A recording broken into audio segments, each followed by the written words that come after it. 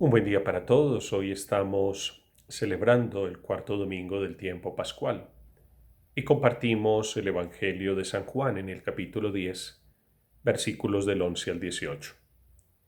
En aquel tiempo dijo Jesús: Yo soy el buen pastor. El buen pastor da su vida por las ovejas. El asalariado que no es pastor ni dueño de las ovejas, ve venir al lobo, abandona las ovejas y huye. Y el lobo las roba y las dispersa. Y es que a un asalariado no le importan las ovejas. Yo soy el buen pastor, que conozco a las mías, y las mías me conocen, igual que el Padre me conoce, y yo conozco al Padre. Yo doy mi vida por las ovejas. Tengo además otras ovejas que no son de este redil. También a esas las tengo que traer, y escucharán mi voz, y habrá un solo rebaño y un solo pastor. Por esto me ama el Padre, porque yo entrego mi vida para poder recuperarla. Nadie me la quita, sino que yo la entrego libremente. Tengo poder para entregarla y tengo poder para recuperarla. Este mandato he recibido de mi Padre. Palabra del Señor. Gloria a ti, Señor Jesús. Hermanos y hermanas, hoy en el Evangelio el Señor se autoproclama como el buen pastor, que da la vida por las ovejas. Por eso el Señor es el pastor modelo para todos los llamados a la vocación de ser pastores. Este es un término que en muchas ocasiones lo entendemos en relación con el Papa, los obispos, los sacerdotes. Pero pensemos en este término en un sentido mucho más amplio, porque no solamente el Papa, los obispos y los sacerdotes están llamados a ser pastores.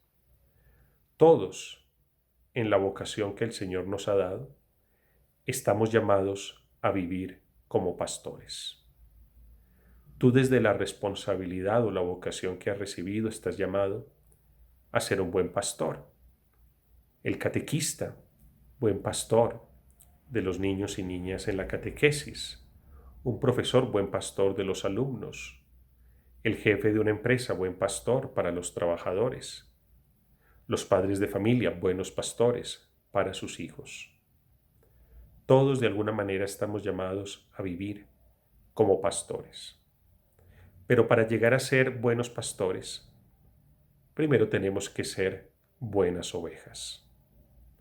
Por eso, cuando una persona dirige a un grupo y no ha tenido la experiencia de obedecer, de seguir consejos o de escuchar, es muy difícil que luego pueda ejercer un liderazgo.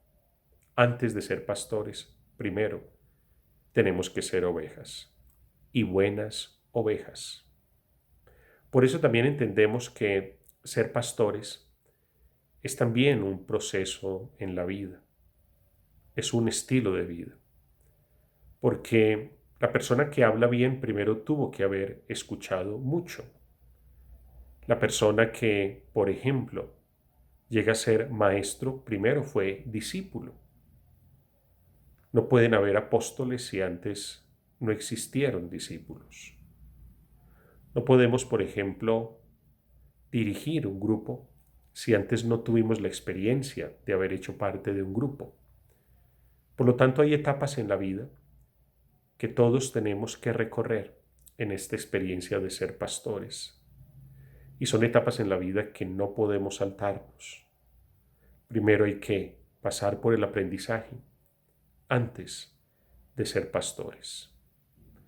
Pero también, hermanos y hermanas, el ser pastores implica tener una conciencia muy clara de que es una vocación, es un llamado de Dios. Dios no quiere que seamos, como nos lo dice el Evangelio de hoy, asalariados. Un asalariado no da la vida por las ovejas. No le preocupan en realidad las ovejas. El que es pastor por vocación sí está dispuesto a sacrificarse por las ovejas. Por lo tanto, hagamos esa reflexión. Tú eres un papá de oficio, o una mamá de oficio, o un médico de oficio. Dios no nos quiere de oficio, Dios nos quiere con vocación. Y eso se nota.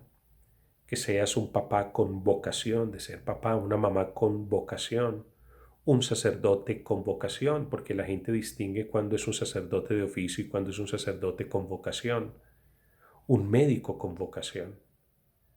El vivir como pastores implica aceptar y vivir la vocación que el Señor nos ha dado. Hermanos y hermanas, el modelo supremo es Jesucristo, el buen pastor. Él da la vida por las ovejas, las conoce y las llama por su nombre.